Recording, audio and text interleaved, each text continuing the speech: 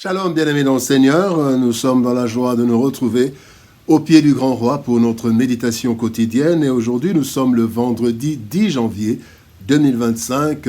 Nous vous saluons au nom de notre Seigneur et Sauveur Jésus-Christ. Pour notre méditation de ce jour, nous allons lire un texte dans la première lettre de Paul aux Corinthiens. 1 Corinthiens, chapitre 15, verset 58. Nous lirons dans la version Louis II. Voici ce que déclarent les Écritures. Ainsi, mes frères bien-aimés, soyez fermes, inébranlables, travaillant de mieux en mieux à l'œuvre du Seigneur, sachant que votre travail ne sera pas vain dans le Seigneur. Le prix de la victoire.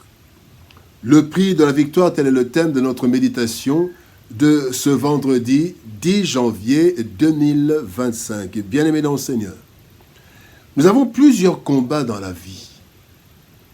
Et cela dans plusieurs domaines. Le plus grand combat est celui qui se déroule contre le monde et le diable. Et ce combat est pour notre entrée dans le royaume des cieux, le repos éternel auprès de Dieu. Les différents combats sont souvent liés. Et donc, nous devons nous concentrer sur le combat de la vie contre le monde et le diable, en sachant que Christ a eu le même combat. Christ a eu le même combat et l'a vaincu, tel qu'il nous le dit dans Jean chapitre 16, verset 33. Il est dit, « Je vous ai dit ces choses afin que vous soyez en paix en moi. Vous aurez des tribulations dans le monde, mais prenez courage, j'ai vaincu le monde. » Le combat est dur, cependant la victoire est non seulement possible, mais aussi à notre portée. Cette victoire a un prix. Même si Christ nous l'assure, cette victoire a un prix. Christ l'assure, comme nous l'avons dit. Il dit, j'ai vaincu le monde. C'est une assurance pour nous, parce que s'il a vaincu, nous aussi nous vaincrons. Mais cependant, Christ ne nous offre pas cette victoire sur un plateau d'argent. Il émet dans ce verset des conditions en parlant de tribulation et de courage. Vous aurez des tribulations, prenez courage. Le texte du jour nous donne 3 conditions qui constituent le prix de la victoire. C'est ce que nous allons voir dans cette méditation. Premier élément dans le prix de la victoire, première composante, c'est la fermeté. Daniel chapitre 11, verset 32, la Bible dit « Il séduira par des flatteries les traîtres de l'alliance, mais ceux du peuple qui connaîtront leur Dieu agiront avec fermeté. » La fermeté, c'est le tas de ceux qui ne chancellent pas. Et la fermeté est indispensable dans un combat.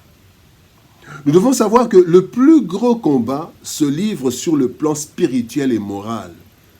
Dans le jardin d'Éden, ce qui a manqué à Ève, c'était la fermeté.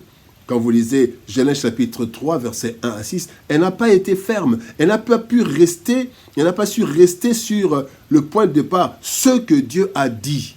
Elle n'a pas été ferme, bien-aimée. Et il est écrit dans 1 Corinthiens chapitre 15, verset 56, « L'aiguillon de la mort, c'est le péché. » Donc, sachant que notre plus grand combat, c'est contre le péché, sous plusieurs formes, et devant la séduction de ce monde, selon qu'il est écrit dans Éphésiens chapitre 4, verset 14, « Afin que nous ne soyons plus des enfants flottants et emportés à tout vent de doctrine par la tromperie des hommes, par leur ruse dans les moyens de séduction. » La fermeté indispensable à la victoire s'obtient par la conviction fondée sur la parole de Dieu. Selon qu'il est écrit dans Josué chapitre 1, verset 8, « Que ce livre de la loi ne s'éloigne pas de ta bouche, médite-le. Pour agir fidèlement, c'est alors que tu auras du succès. » La victoire passe par la fermeté acquise à travers la parole de Dieu que nous devons lire, simple lecture ou écoute régulière et soutenue. Nous devons étudier cette parole, chercher à comprendre les Écritures et nous devons méditer la parole, repasser en nous cette parole et trouver les applications concrètes dans notre vie. Pas seulement pour que nous connaissions la parole, mais pour que nous appliquions cela dans notre vie. Le deuxième élément dans la victoire, c'est la résistance. 1 Pierre chapitre 5, verset 10, la Bible dit « Vos souffrances vont durer un certain temps, mais Dieu qui nous aime tant vous a appelé à participer à sa gloire sans fin en étant unis au Christ, alors il va vous rendre parfait, solide et fort, et on ne pourra plus vous faire tomber. Donc la résistance, c'est que nous ne tombions pas. Le deuxième élément dans le prix à payer, c'est la résistance. En effet, l'ennemi, après avoir tenté de nous séduire, chaque fois qu'il tente de nous séduire d'une part et de l'autre, il nous attaque de plusieurs façons à travers son organisation. Des épreuves, des attaques, des tentations, des combats. Et parfois, il se glisse dans les épreuves.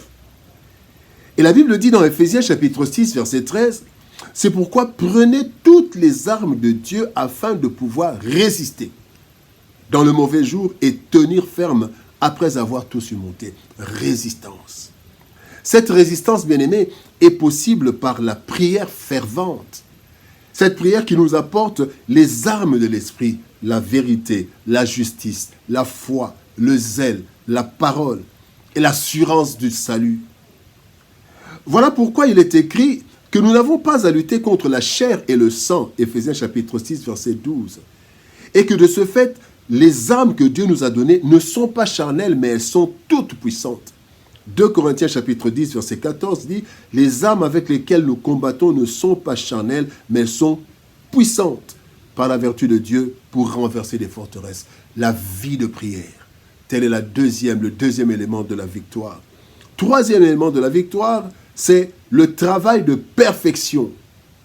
Un travail de perfection. Jérémie chapitre 48, verset 10, la Bible dit « Maudit celui qui fait l'œuvre de l'Éternel sans y mettre son cœur. Maudit soit celui qui refuse le sang à son épée. Donc celui qui ne travaille pas avec vigueur. Bien aimé, si les premiers éléments du prix à payer sont la méditation de la parole et la prière, le troisième élément, c'est le travail. Un travail de qualité visant la perfection.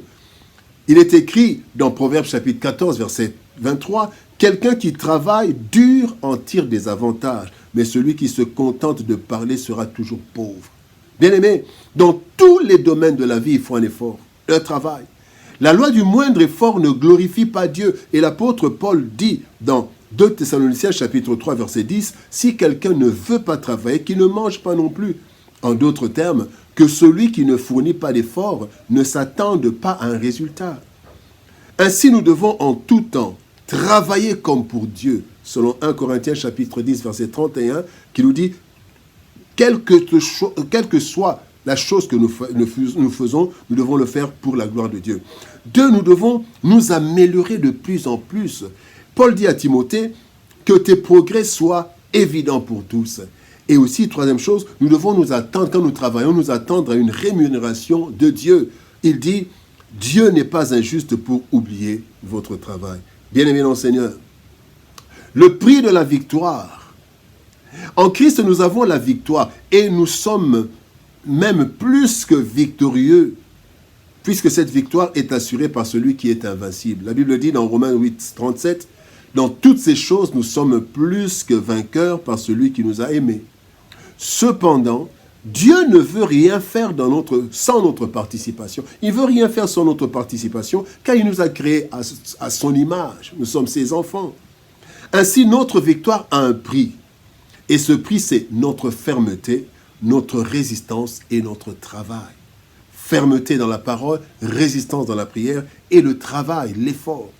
La Bible nous dit que nous participerons à la gloire du Fils si nous participons à ses souffrances. Romains chapitre 8, verset 17, il est dit « Si nous sommes enfants, nous sommes aussi héritiers, héritiers de Dieu et co-héritiers de Christ, si toutefois nous souffrons avec lui, afin d'être glorifiés avec lui. » Ainsi, bien-aimés, si nous voulons la victoire, payons-en le prix.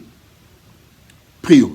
Père, nous te bénissons et te rendons grâce pour ton amour et ta bonté, merci, parce que tu es celui, Seigneur de gloire, qui nous veut victorieux. Ton Fils nous dit, j'ai vaincu le monde. Et il met à notre disposition la victoire. Et Seigneur de gloire, tu ne veux pas de paresseux. Tu ne veux pas, Seigneur de gloire, que nous puissions marcher dans la loi du moindre effort. Et plusieurs fois, tu nous dis dans ta parole de fournir des efforts. Merci, Seigneur, de nous donner le prix de la victoire. la fermeté. Aide-nous à être fermes, attachés à ta parole de Dieu, à ta parole bien-aimée. Aide-nous, Seigneur, à résister dans la prière, à résister au diable et au monde. Aide-nous à travailler de mieux en mieux, à être sérieux dans tout ce que nous faisons, afin que tu sois glorifié. Et ainsi, nous aurons la victoire. Bénis ta parole et bénis ton peuple. Au nom de Jésus-Christ, nous avons ainsi prié, Père. Amen. Bien-aimés dans le Seigneur, que Dieu nous bénisse. Shalom, au revoir, et par la grâce de Dieu, nous nous retrouvons demain pour une autre méditation au pied du grand roi. Shalom, au revoir, et par la grâce de Dieu, à demain.